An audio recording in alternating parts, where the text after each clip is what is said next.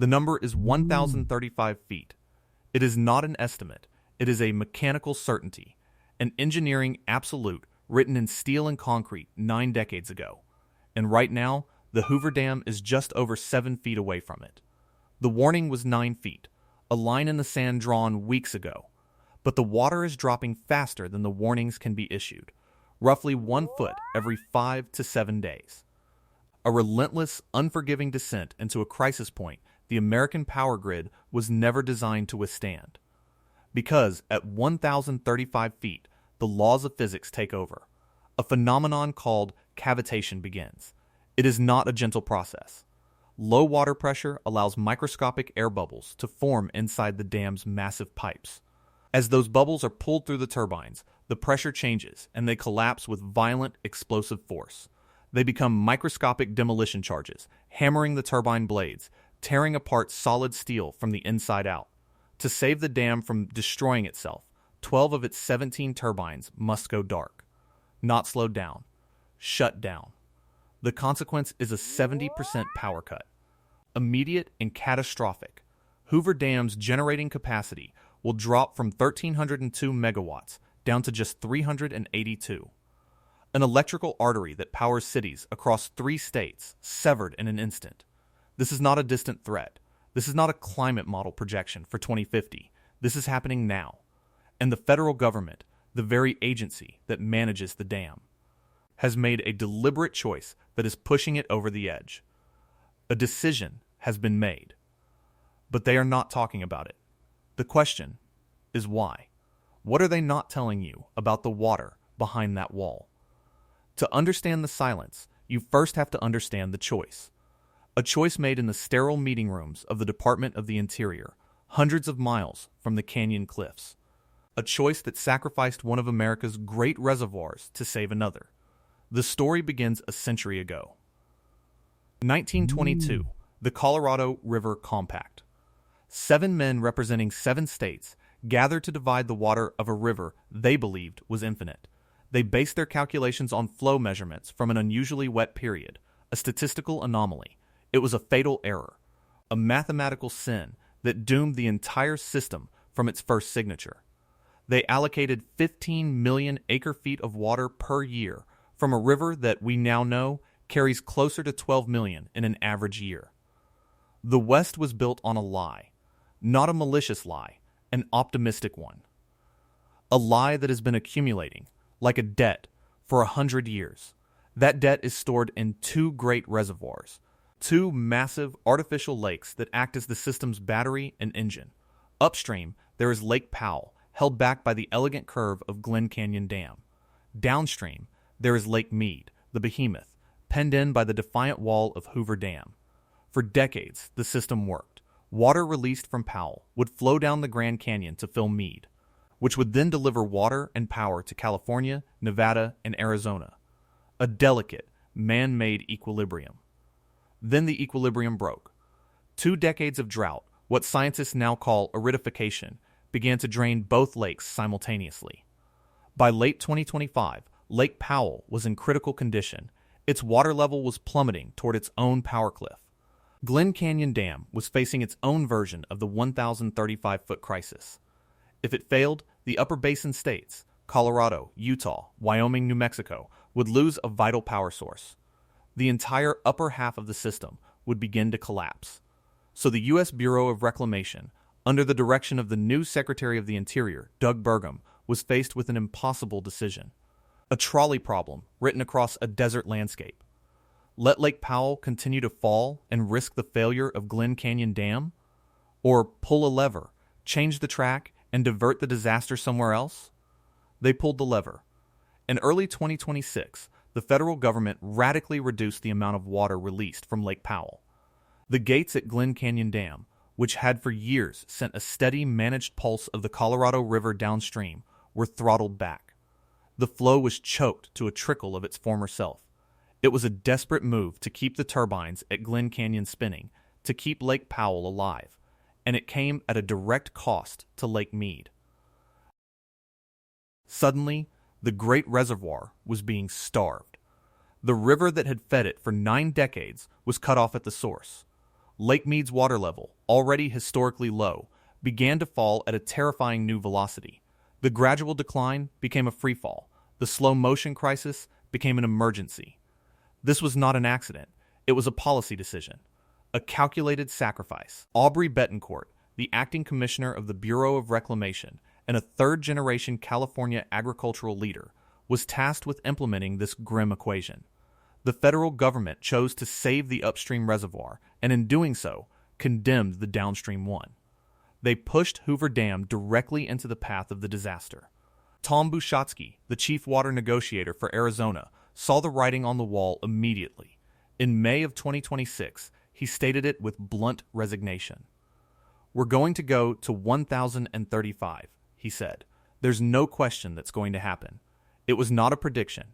It was an acknowledgement of a known consequence. The federal government had pushed the button. The countdown had begun. The silence from Washington, D.C. is not confusion. It is the quiet of an agency that knows exactly what is coming because they are the ones who caused it.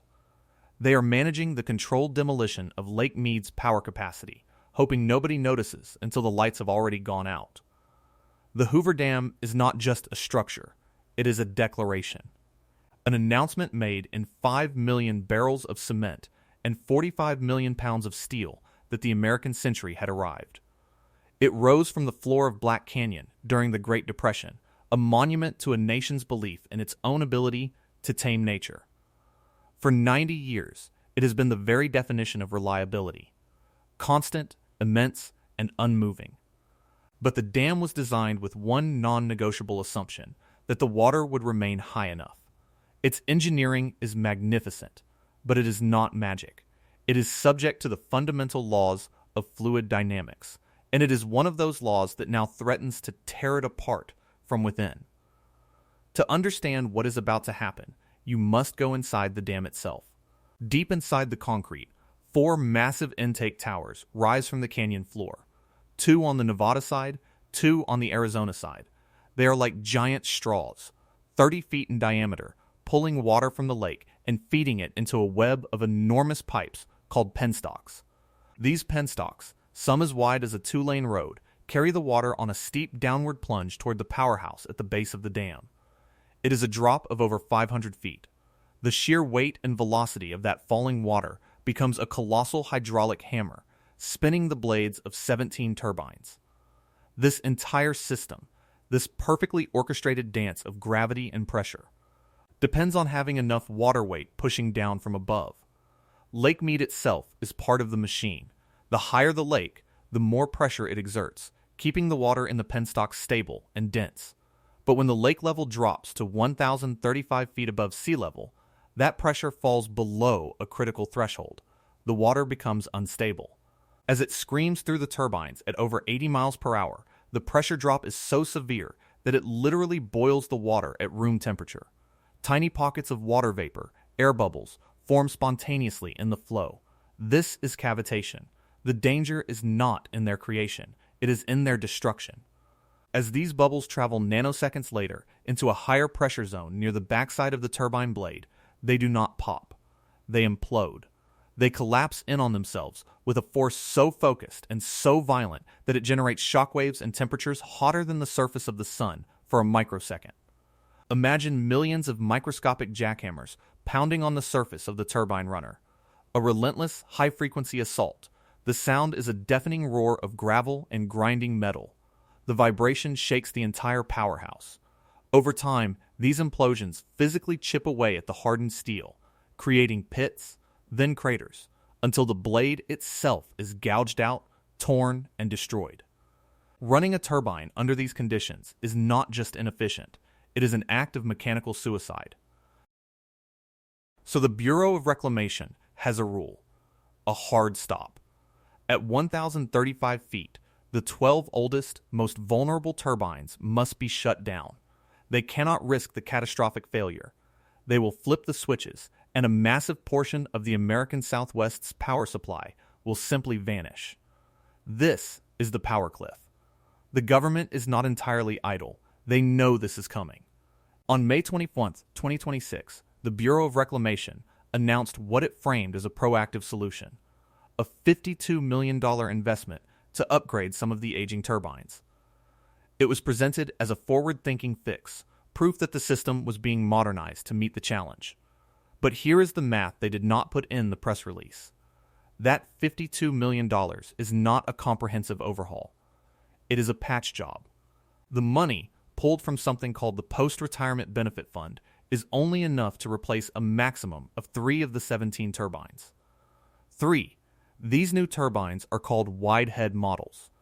They are an impressive piece of engineering designed to operate more efficiently under the low-pressure conditions created by a shrinking lake. They can, in theory, continue to generate power even when the lake drops as low as 950 feet, the absolute minimum power pool. It sounds like a lifeline, but you cannot ignore the other turbines. The dam has 17 of them.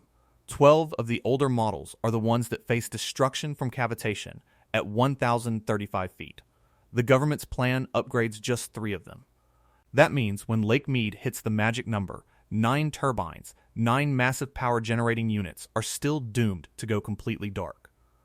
The $52 million investment does not avert the 70% power cut. It barely mitigates it. It is a rounding error in the face of a systemic crisis. A full retrofit of all the vulnerable turbines, according to the Bureau's own internal estimates, would cost upwards of $200 million. They are spending 26 cents on the dollar, hoping for a miracle. It is not a solution.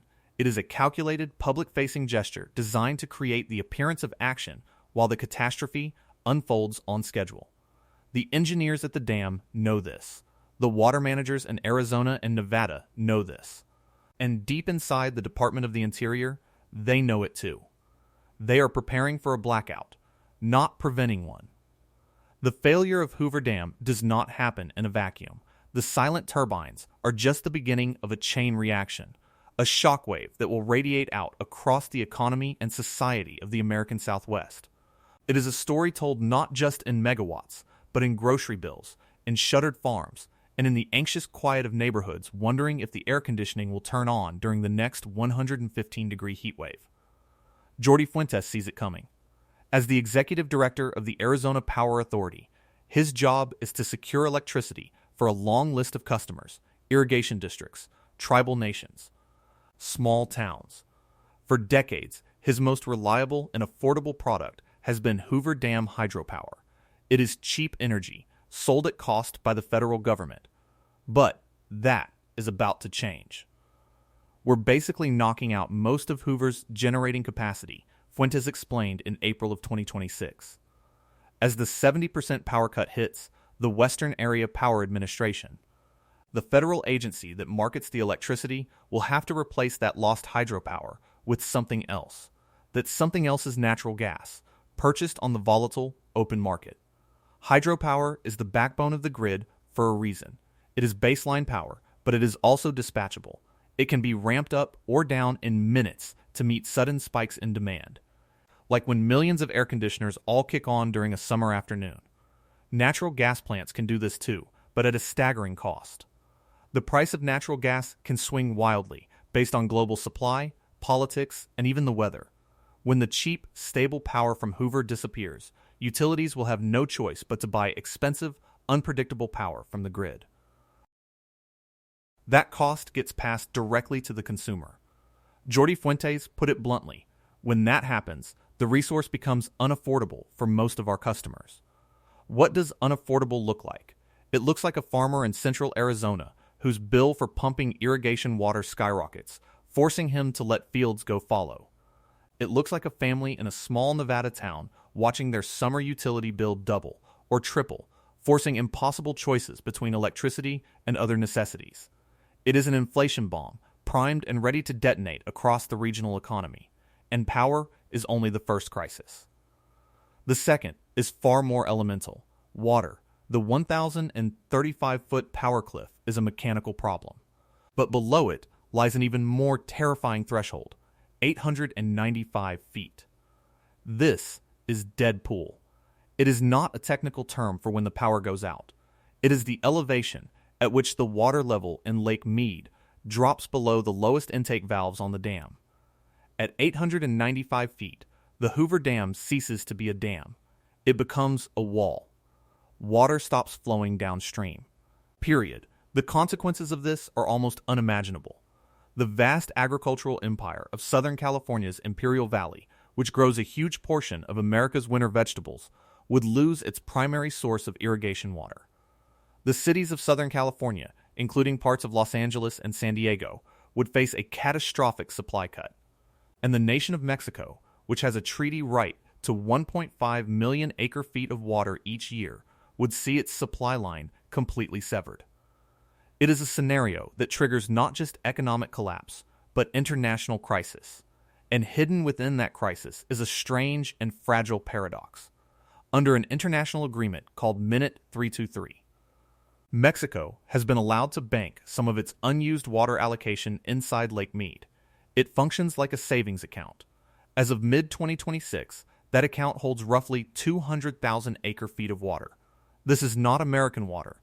It is Mexican water, stored in an American reservoir. And it has been one of the secret, unsung buffers keeping Lake Mead artificially afloat. That water belongs to Mexico.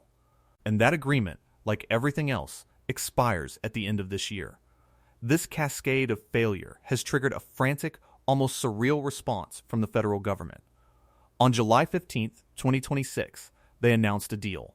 The Metropolitan Water District of Southern California, the massive utility that serves 19 million people, agreed to leave up to 200,000 acre-feet of its own water inside Lake Mead. They would voluntarily take less than they are entitled to. They did not do this out of charity. The federal government, using funds allocated by the 2022 Inflation Reduction Act, is paying them to do it. The price tag is $325 per acre foot.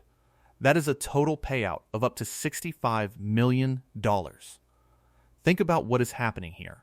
The federal government, having made a decision that is actively draining Lake Mead to save Lake Powell, is now paying one of the biggest water users on the river to not use its water, in order to slow the very crisis the government itself accelerated. It is a frantic shell game, using taxpayer money to bribe one part of the system to compensate for a deliberate choice made somewhere else. And it is this absurdity that makes the final layer of this crisis so infuriating. While the government is cutting 9-figure checks to California water barons, ordinary citizens are being punished for trying to do the exact same thing on a smaller scale.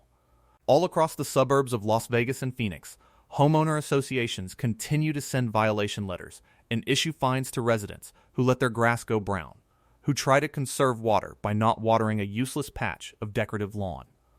The hypocrisy is breathtaking. A family trying to save a few thousand gallons faces fines and liens on their home, while a utility gets a $65 million prize for saving billions of gallons. But here is something those HOAs do not want you to know. They often do not have the legal power they claim. In Nevada, a state law, NRS 116.330, explicitly protects a homeowner's right to install xeriscaping, drought-tolerant landscaping. It prevents an HOA from forcing you to maintain a lush, green lawn in the middle of a desert. In Arizona, a similar law, Rs. 33-1817, provides legal cover for residents who choose to use artificial turf or other water-saving landscapes. These laws exist. They are the shield that individual citizens can use to fight back against the absurd aesthetic demands of a handful of neighborhood committee members, while the entire region slides toward a water catastrophe. The dam is failing, and the water police are worried about brown lawns. The frantic deal-making and the desperate engineering patches are all aimed at one thing: buying time. But time is the one commodity the Colorado River system is truly running out of. Because the most important deadline is not a water level, it is a date on a calendar. December 31st, 2026, New Year's Eve, at midnight, as the year ends, the entire legal and operational framework that governs the Colorado River simply vanishes. The rules expire. The book is thrown out. 3 foundational documents all terminate on that exact same day. First, the 2007 Colorado River Interim Guidelines. This is the rulebook that has dictated shortage cuts for the past 2 decades. When it expires, there is no agreed-upon process for deciding who gets cut and by how much. Second, the 2019 Drought Contingency Plan. This was an emergency overlay, a desperate agreement hammered out by the states to create deeper, more painful cuts as the lakes plummeted. That plan also dissolves at the end of the year. Third, and perhaps most critically, is Minute 323, the treaty addendum that governs water sharing with Mexico, including the provision that allows Mexico to store its water in Lake Mead. When that treaty expires, the relationship with a sovereign nation that depends on the river becomes a massive, open question.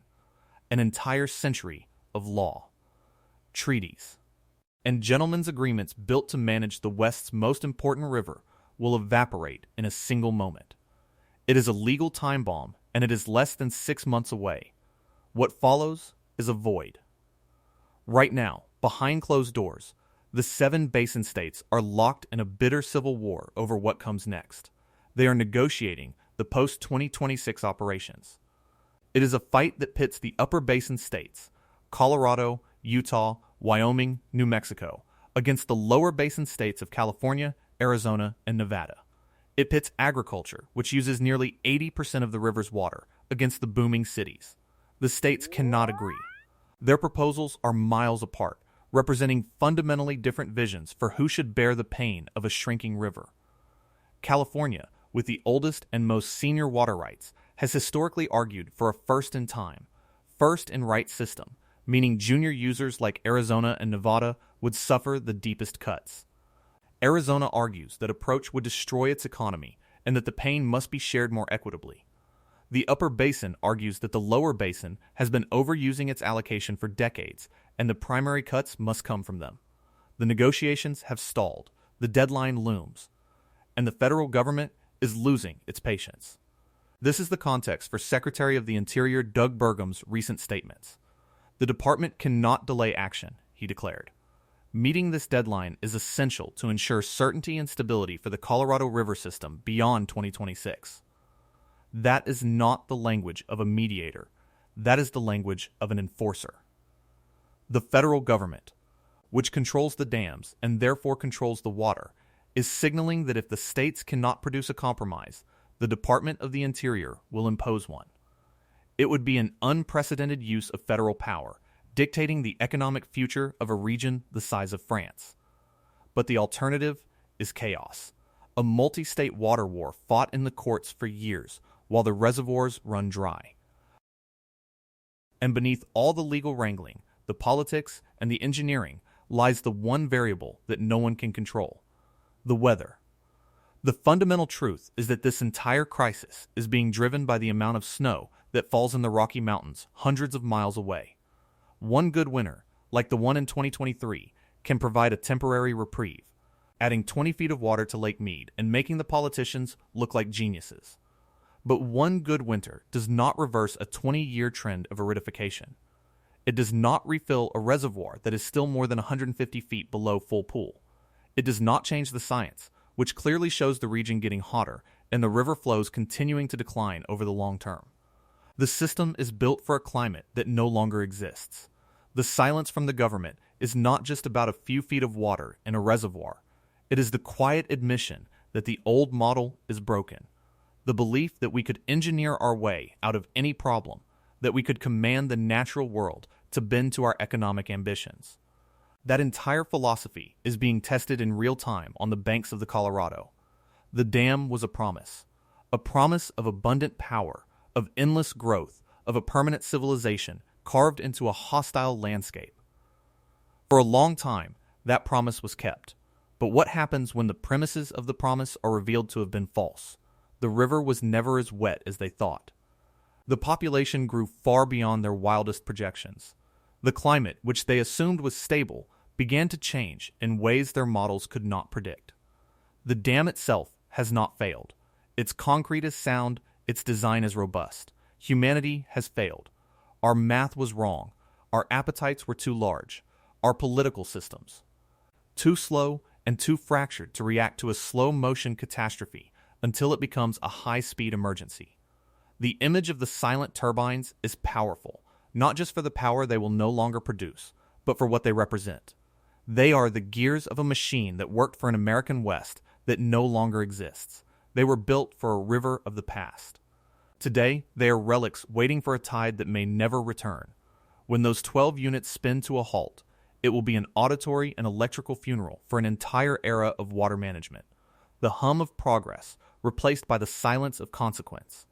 We look at the bathtub ring on the walls of Lake Mead, that 170-foot tall chalky scar, and we see it as a measure of loss. But it is also a growth chart, a marker of our own unsustainable expansion. Each foot of that ring represents millions of people, thousands of acres of farms, entire cities that were built on the assumption that the water would always be there.